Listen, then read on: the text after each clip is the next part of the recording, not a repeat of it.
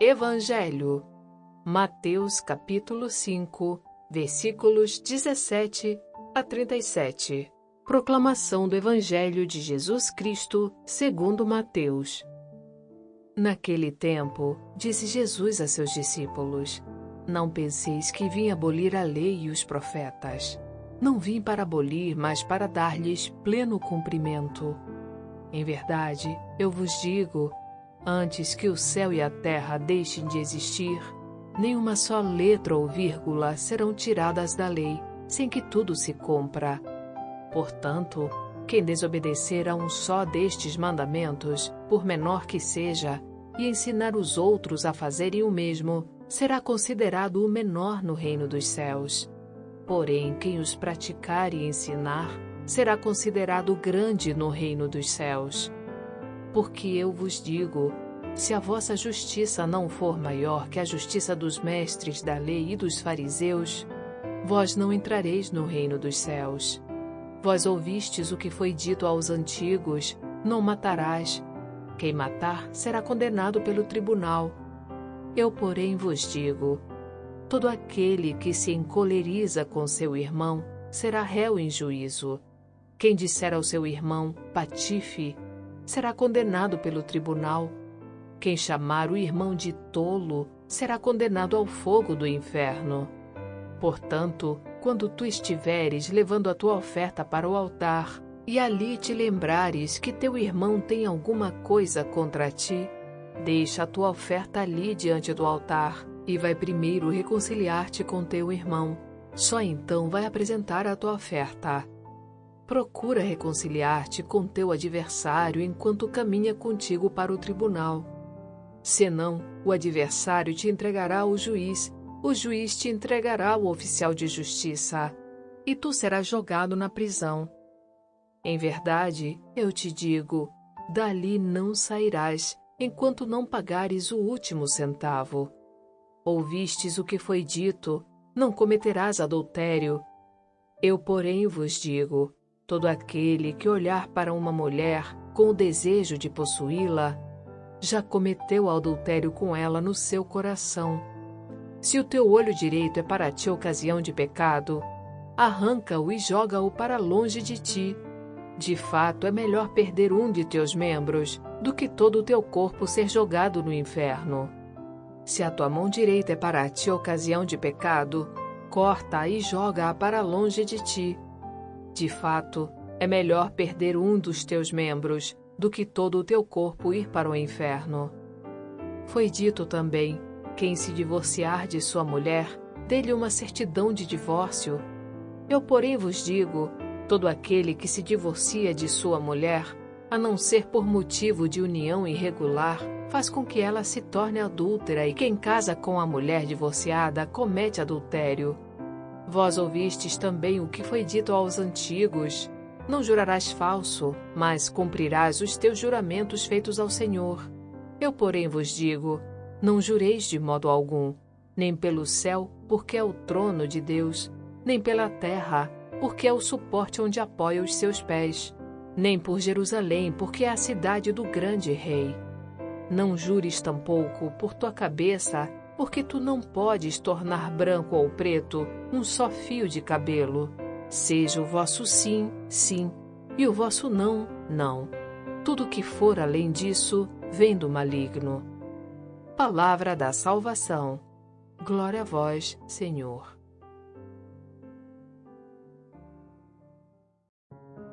O nosso evangelho de hoje nos faz mergulhar um pouco mais no Sermão da Montanha, que a gente já está acompanhando há algumas semanas. Lembremos sempre que esse discurso de Jesus, que Mateus coloca como tendo ocorrido em cima de uma montanha, nos transmite a ideia de algo que vem diretamente de Deus. O monte, a montanha, é o lugar onde Deus e o homem se comunicam. Foi no Monte Sinai que Deus comunicou a lei a Moisés, a lei do Antigo Testamento.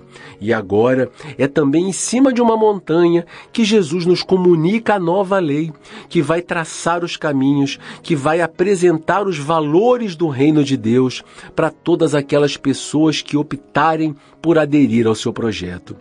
Mateus tenta responder às dúvidas da sua comunidade a respeito do que efetivamente havia de novo na pregação de Jesus. Mateus tenta mostrar nesse discurso do Sermão da Montanha as bases da nova lei proclamada por Jesus, que viria a tomar o lugar da antiga lei que guiava o povo judeu.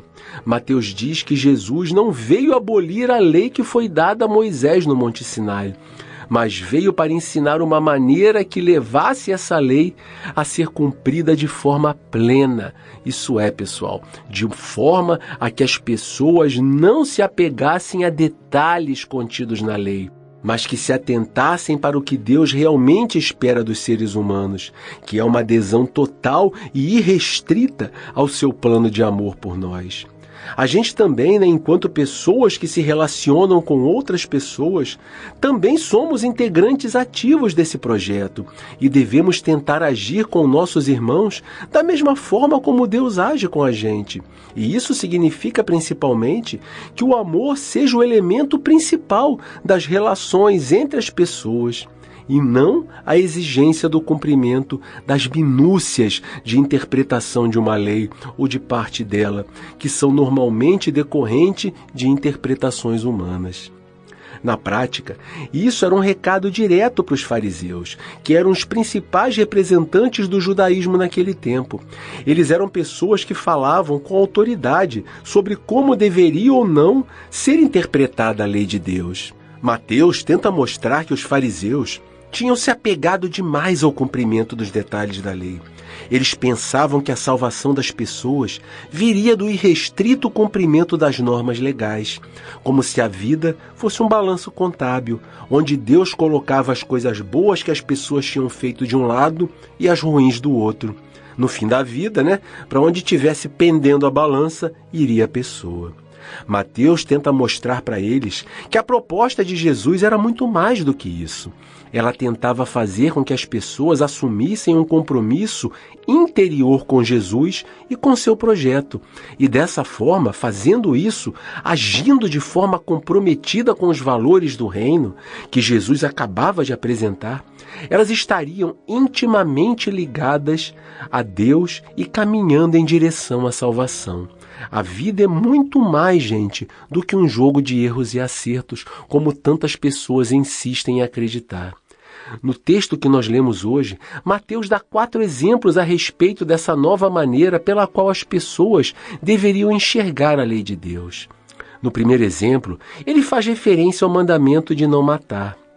Já nesse contexto, ele mostra que na visão de Jesus, tal mandamento não se restringe unicamente ao ato concreto de matar o seu semelhante, mas ele é ampliado no sentido de se evitar qualquer atitude que cause algum dano, algum prejuízo ao seu próximo. Há muitas maneiras de se matar o outro, gente. Existem muitas formas de tirar a vida das pessoas, seja com palavras, através de calúnias, que destroem a dignidade do próximo, através de atitudes de desprezo, que colocam a outra pessoa numa condição de insignificância, de irrelevância, que excluem as pessoas do convívio em sociedade. Os seguidores de Jesus, eles não podem se limitar a simplesmente não matar de maneira física. Eles não podem se limitar a cumprir a interpretação literal desse mandamento. Mas eles devem cumprir esse mandamento de forma abrangente, preservando não somente a vida em si, mas também a dignidade da pessoa, através de uma vida baseada no respeito ao próximo em todos os sentidos. Mateus também quer nos mostrar a importância de nos reconciliarmos com os nossos irmãos.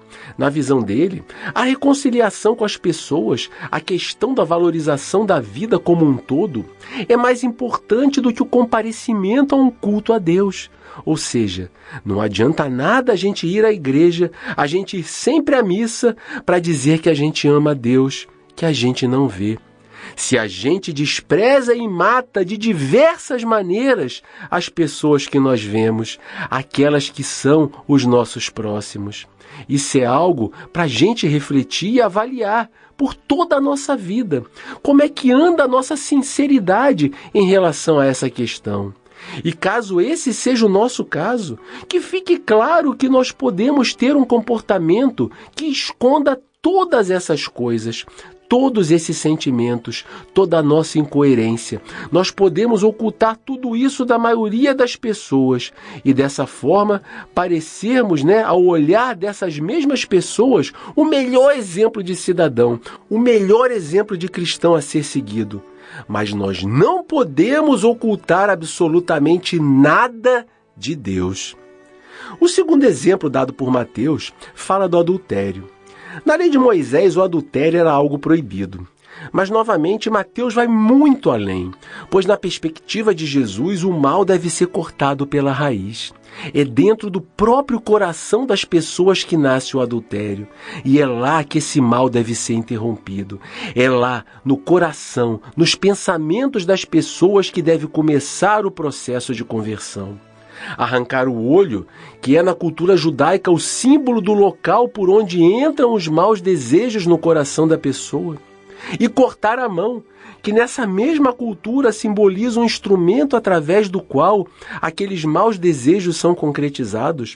São duas expressões muito fortes mesmo, mas que não devem ser interpretadas por nós no sentido literal, pois elas têm exatamente a intenção de chamar a nossa atenção para a necessidade de interrompermos o pecado desde o seu nascimento, desde a sua raiz, para que ele nem sequer tenha possibilidade de execução.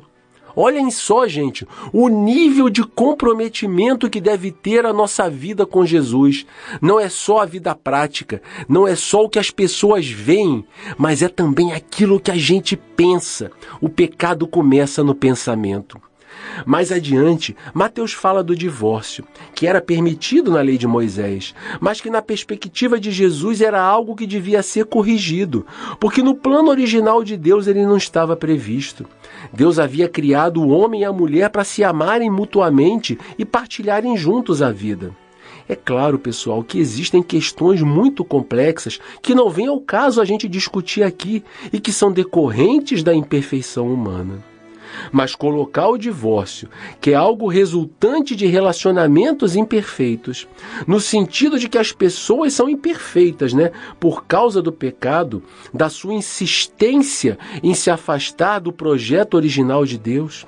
Colocar o divórcio nesse sentido como algo previsto, prescrito, aceitável totalmente, dentro de uma lei que vinha diretamente de Deus, e que expressamente diz que o homem e a mulher vão se unir e ser uma só carne, não é algo que pode ser aceito por Jesus. Isso não é um julgamento sobre ninguém.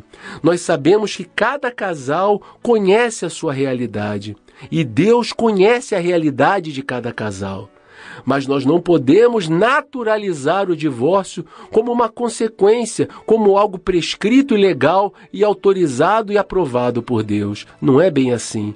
Cada um conhece a sua vida, cada um sabe das suas limitações, ninguém deve julgar ninguém. Mas nós não podemos dizer que o divórcio é uma consequência natural de uma permissão de Deus. E por último, Mateus coloca a questão do juramento. Na lei de Moisés, somente os compromissos que eram firmados através de juramento estavam obrigados a serem cumpridos pelas partes envolvidas. Na visão de Jesus, quando uma pessoa tem que fazer um juramento para outra pessoa, é porque existe um clima de desconfiança entre elas. E esse clima de desconfiança é incompatível com os valores do reino de Deus. Para Jesus, basta que digamos sim ou não. Não há necessidade de juramentos. Gente, a essência do nosso texto de hoje é que para viver de acordo com as exigências de Jesus, não basta que as pessoas vivam cumprindo apenas o que está estritamente escrito na lei, de forma literal. Para que nos adequemos ao projeto de Jesus, nós devemos ter uma compreensão muito mais ampla do que representa um compromisso verdadeiro com Deus e com os seus valores. As pessoas devem ser transformadas e convertidas a partir dos seus corações e não somente dos seus cérebros. Gente, é fundamental a gente entender que os nossos comportamentos externos não devem ser o objetivo final do nosso compromisso com Deus. Na verdade, eles devem ser o reflexo de uma verdadeira atitude interior, que resulta de um processo de conversão sincero, baseado nos valores do reino de Deus. Nós devemos sempre lembrar que as leis são feitas feitas para regular as pessoas e não para escravizar as pessoas. Nós devemos ser guiados pelas leis, sim, e dentro do seu espírito, tentar alcançar o máximo daquilo que está contido nelas. Nós não devemos viver como as pessoas que se apegam, a todas as vírgulas para poderem justificar suas ações, quando na verdade elas estão apenas tentando justificar o seu proceder errado, ainda que apenas moralmente, perante a sociedade. Esse comportamento, ele talvez sirva para o mundo jurídico, para o mundo humano, mas não pode servir para se fundamentar perante a justiça de Deus. Esse foi o caminho errado que o povo judeu seguiu quando colocou milhares de interpretações sobre cada frase contida na lei de Moisés, de acordo com o que interessava a eles. Eles conseguiram criar um número tão grande de exigências que deviam ser cumpridas, que eles acabavam por inviabilizar que uma pessoa comum pudesse seguir a lei com perfeição. Eles se tornaram escravos da lei. Eles colocaram um peso tão grande nas costas do povo que acabava por afastar as pessoas do que era realmente essencial. Como disse Jesus em um trecho do Evangelho, eles filtravam um mosquito e engoliam um camelo. Pessoal, que o ensinamento do Evangelho de hoje nos ajude a refletir sobre a maneira pela qual nós estamos encarando o cumprimento dos mandamentos de Deus. Será que nós agimos de maneira calculista? Será que nós agimos de modo a ficarmos restritos ao cumprimento literal desses mandamentos? Ou nós procuramos entender o verdadeiro sentido da lei de Deus? Nós procuramos dar um cumprimento abrangente a ela. Nós procuramos, baseados sobretudo no amor, na compaixão, no perdão e em todos os valores que nos foram ensinados por Jesus, interpretar essa lei de acordo com a vontade de Deus. Se nós agirmos dessa maneira, nossas atitudes vão ser mais leves, vão ser espontâneas, não vão ser apenas a consequência de um relacionamento formal e obrigatório e ritualístico. Vão ser a consequência natural de um relacionamento amadurecido que a gente vai desenvolver com Deus. O cumprimento das leis, tanto as de Deus quanto as da nossa igreja, não deve ser para a gente uma ocasião de obediência por medo ou por constrangimento, mas precisa ser a consequência lógica de uma opção voluntária que a gente faz pelo projeto de Jesus, pelo reino de Deus e pelos seus valores. Pessoal, muito obrigado. Quem não deixou um joinha nos nossos vídeos, deixe um comentário, compartilhe o nosso trabalho com outras pessoas, nos ajude a evangelizar. Muito obrigado por quem nos acompanhou até aqui. Fiquem com Deus e até o nosso próximo programa. Obrigada, Antônio. Obrigada, ouvintes. Tenham uma boa semana e que Deus abençoe a todos.